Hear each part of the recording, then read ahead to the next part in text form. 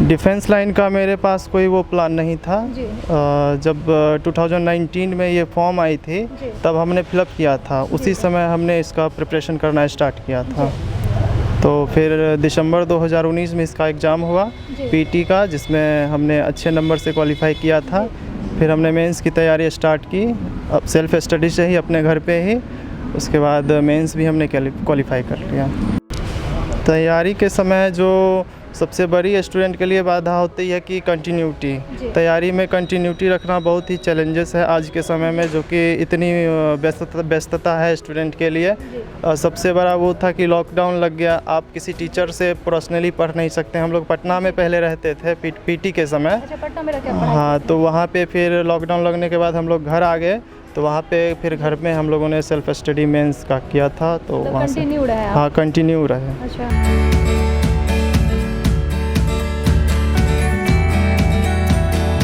This video is sponsored by Khagen Vaibhav hospital, जहां कान और गले का बेहतर इलाज किया जाता है। Association with doctor Roshan Kumar, ENT specialist. नमस्कार दोस्तों, आज मैं आई हुई हूँ बछवाड़ा के बिशमचक के रामचंद्रपुर गांव में। तो यहाँ का एक स्टूडेंट ने SI क्वालिफाई किया, तो आइए जानते हैं उनकी कहानी। उससे पहले मैं आप लोग को बताना चाहूँगी, वो एक साधारण किसान के बेटे हैं। तो आइए जानते हैं किस तरीके से उन्होंने यह SI की परीक्षा क्वालिफाई की है, जो कि BPSSC से आयोजित SI की परीक्षा होती है। आइए जानते हैं उस स्टूडेंट की कहानी। नमस्कार सर। नमस्ते मैम, मेरा नाम संजीव कुमार है जी। मैं ग्राम रामचंद्रपुर भिकमचक पंचायत का निवासी हूँ। जी जी। सबसे पहले तो सर मेरे और मेरे टीम की तरफ से आपको बहुत सारी बधाई, आपने SI क्वालिफाई की है। बहुत बहुत धन्यवाद मैम। ठीक है सर, सबसे पहले मैं आपसे एक सवाल लेना चाहूँगी कि आपकी डिफेंस लाइन में आपने कहाँ से आपके मन में आया कि मुझे डिफेंस लाइन में जाना चाहिए?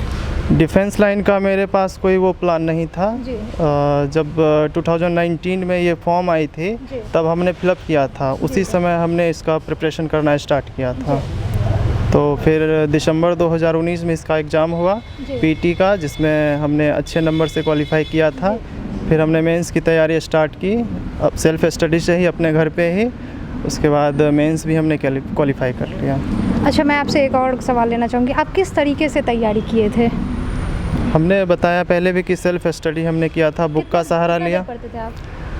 3-4 घंटा मात्र मैं पढ़ता था, लेकिन जितना भी पढ़ता था बहुत ही बारीकी से पढ़ता था, बार बार उसको प्रैक्टिस करता था। बुक से पढ़ते थे? बुक का नाम तो लूसेंट है, जो जनरली सभी स्टूडेंट पढ़ते हैं SI के लिए, जनरल कंपटीशन के लिए। उसके साथ साथ घटना चक्र की बुक है और सेट प्रैक्टिस है, एडुटेरिया का, रुक्मणी पब्लिकेशन का।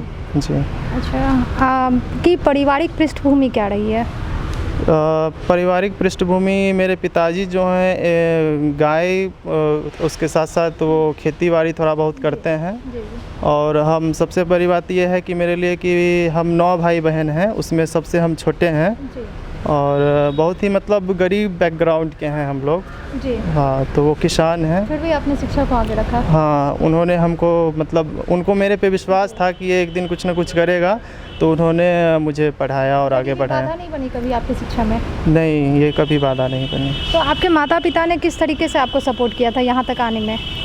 वो मुझे कहते थे कि तुम कर सकते हो, तुम करो, हम तुम्हारे साथ हैं, जितना भी तुमको ज़रूरत होगा पैसे का या फिर बुक्स का वगैरह वगैरह, वो सब हम तुमको समय समय पर उपलब्ध कराएंगे। और ऐसा हुआ भी फिजिकल तक मेरे साथ। चलिए, तो बहुत अच्छी बात है। अच्छा, जब आप तैयारी कर रहे थे तो आपको किन किन कठिनाइयों का सामना करना पड़ा था उस समय? तैयारी के समय जो सबसे बड़ी स्टूडेंट के लिए बाधा होती है कि कंटिन्यूटी। तैयारी में कंटिन्यूटी रखना बहुत ही चैलेंजेस है आज के समय में, जो कि इतनी व्यस्तता है स्टूडेंट के लिए। सबसे बड़ा वो था कि लॉकडाउन लग गया, आप किसी टीचर से पर्सनली पढ़ नहीं सकते। हम लोग पटना में पहले रहते थे पीटी के समय। अच्छा, पटना में रहते हैं? हाँ, तो वहाँ पे फिर लॉकडाउन लगने के बाद हम लोग घर आ गए, तो वहाँ पे फिर घर में हम लोगों ने सेल्फ स्टडी मेंस का किया था। तो वहाँ से कंटिन्यू रहे? हाँ, कंटिन्यू रहे। अच्छा, आप आगे अब क्या करना चाहते हैं या इसी पोस्ट पे रहना चाहते हैं? इस पोस्ट पे तो मेरा सिलेक्शन अंतिम रूप से हो गया है। आगे के लिए मेरा जो प्लान है वो BPSC है, और इस बार जो BPSC 66 का है उसका मैंने प्री क्वालिफाई किया है। आगे मेंस का तैयारी जारी रखूँगा ट्रेनिंग के दौरान। चलिए, बहुत अच्छी बात है। तो मैं आपसे एक और सवाल लेना चाहूँगी कि हमारे जो छात्र अभी देख रहे हैं, आप सफल हो चुके हैं, तो यहाँ से आप उनको क्या संदेश देना चाहते हैं? उनको यही संदेश देना चाहते हैं कि वो एक धैर्य के साथ आगे तैयारी करें, जीवन में सफलता असफलताएं मिलती ही रहती हैं, लेकिन जो है अपना पेशेंस को बरकरार रखें और तैयारी कंटिन्यू करते रहें, छोड़े ना पढ़ाई करना, और रेगुलर पढ़ें और अच्छे बुक के साथ पढ़ें जो बुक लोग अभी पढ़ते हैं, रेगुलर लूसेंट, घटना चक्र, और सेट प्रैक्टिस ज़रूर करें। सर मैं आपसे एक और सवाल लेना चाहूँगी। सर इसका जो फिजिकल होता है वो बहुत हार्ड होता था, आपने इसे कैसे ईजी बनाया? फिजिकल मेरे लिए भी बहुत बड़ा चैलेंजिंग था, चूँकि मैं एजुकेशन बैकग्राउंड से हूँ। मुझे फिजिकल आज तक मैंने किसी भी डिफेंस लाइन की, जैसे कि मैंने कहा था पहले कि मैंने डिफेंस की कभी तैयारी नहीं की थी, तो जब हमने मेंस क्वालिफाई किया था तो उसी समय से थोड़ा बहुत दौड़ना स्टार्ट किया, तो मुझे बहुत तकलीफ़ों का सामना करना पड़ा। तो फिज़िकल में क्या होता है कि अगर आप प्रैक्टिस इसका नहीं पहले कर रही होती हैं तो लगातार आप करते हैं तो बहुत तकलीफ़ों का सामना करना होता है। तो आगे जो है हम एक इकना फाउंडेशन है जिसमें हम लोगों ने, वहाँ के जो टीचर हैं, संस्थापक महोदय हैं, उन्होंने बहुत सपोर्ट करा हाई जंप में, लॉन्ग जंप में। उन्होंने अपना मोटिवेशन हमारे साथ शेयर किया और हम लोगों को प्रमोट किया कि जो आप कर सकते हो आपसे होगा, और उन्होंने कुछ बेसिक्स ट्रिक्स बताए हाई जंप की कि ऐसे आप हाई जंप को कंप्लीट कर सकते हो, ऐसे लॉन्ग जंप कर सकते हो, किस तरीके से फिजिकल होता है इसके बारे में थोड़ी बेसिक इन्फॉर्मेशन उन्होंने दिया। तो इस वजह से हम सफल हो गए फिजिकल में। अच्छा, आपको मतलब आपके जब ये आप तैयारी कर रहे थे तो कोई ऐसा भी पल आपके मतलब लाइफ में आया कि आपको लगा कि हमसे नहीं हो पाएगा, इसका लॉन्ग जंप हाई जंप जो होता है बहुत टफ होता है, दौड़ और मुश्किल होता है? वो तारीख था 22 मार्च, जब आयोग ने अचानक फैसला लिया कि जो टाइगर जंप को बैन किया जा रहा है। तो हम लोगों ने टाइगर जंप की बहुत मेहनत करके, प्रैक्टिस करके हाई जंप सीखा था।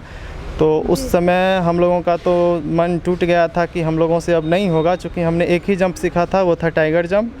और फिर बाद में जब ये पता चला उस दिन की टाइगर जंप बैन हो गया है तो हताश हो गए थे। बिल्कुल लग ही नहीं रहा था कि हम लोग क्वालिफाई कर पाएंगे फिजिकल। दरोगा बनने का सपना बिल्कुल वहाँ पे टूट चुका था, परिवार का सपना टूट चुका था। परिवार में भी पता चल गया था कि टाइगर जंप बैन हो गया है, तो अब इसके लिए संभव नहीं है। मेरा पैर भी काफ़ी फ्रैक्चर हो चुका था उस समय करते करते प्रैक्टिस। तो वहाँ पे सबसे बड़ी बाधा मुझे लगा उस दिन। अच्छा। यस। लेकिन जब आप क्वालिफाई हो गए थे, इतनी बड़ी आपको मतलब सफलता मिली, तो कैसा आपको फील हो रहा था? बहुत खुशी हुआ जी। हम तो अपने आप को, जब मेरा 25 तारीख को मेरा फिजिकल था ए शिफ्ट में, तो उस समय जब प्रवेश किए तो हम ये मान के गए कि आज जो हो जाए अपना बेस्ट परफॉर्मेंस देना है। और हमने हाई जंप जो है फर्स्ट अटेम्प्ट में मेरा वो डंडा गिर गया था, फेल हो गया था मैं। मुझे जब सेकंड चांस दिया गया तब मैं उसको क्लियर कर लिया सीजर से। बहुत अच्छा। तो उस समय मुझे बहुत खुशी मिली। अब मुझे लगा कि अब दरोगा बन गए, अब मेरा फिजिकल क्लियर हो गया हाई जंप से। अच्छा, इस सफलता का श्रेय आप किसे देना चाहेंगे?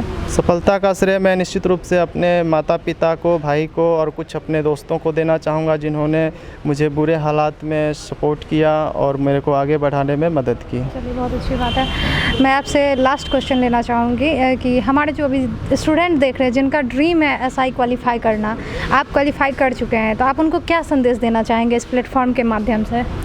इस प्लेटफॉर्म के माध्यम से मैं यही कहना चाहूँगा कि वो कंटिन्यूटी के साथ पढ़ें और सेट प्रैक्टिस करें, हताश ना हो।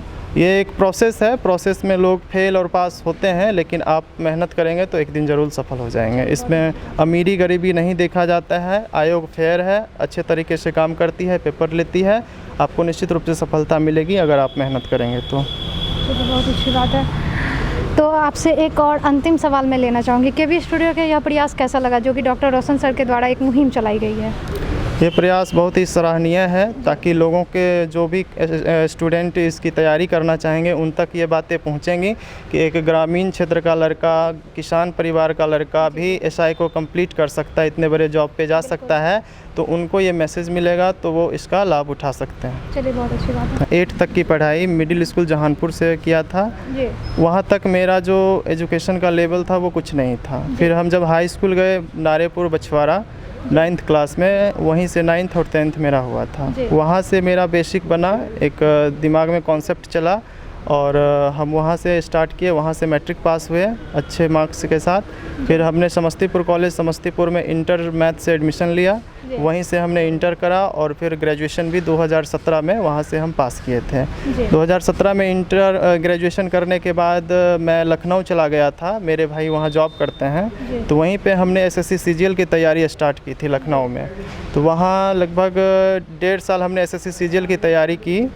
तो इस दौरान जो है मेरे कई SSC एग्ज़ाम क्लियर हुए, लेकिन मेरा फाइनल सिलेक्शन नहीं हुआ। उसमें मुझे काफ़ी असफलताएं भी मिली और सफलता भी मिली, लेकिन फाइनल रूप से मैं SSC CGL में सिलेक्ट नहीं हो पाया।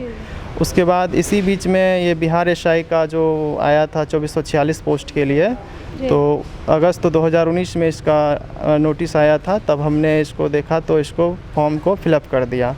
वहीं से फिर हम सेल्फ स्टडी और लाइब्रेरी में पटना में रहकर बिहार SI की तैयारी किए।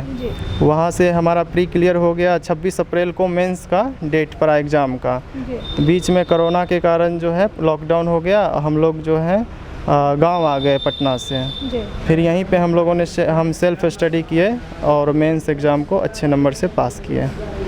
फिर फिजिकल के लिए हम लोगों ने अथक प्रयास किए, यहाँ के लोगों का भी बहुत बड़ा योगदान रहा मेरे को पास कराने में।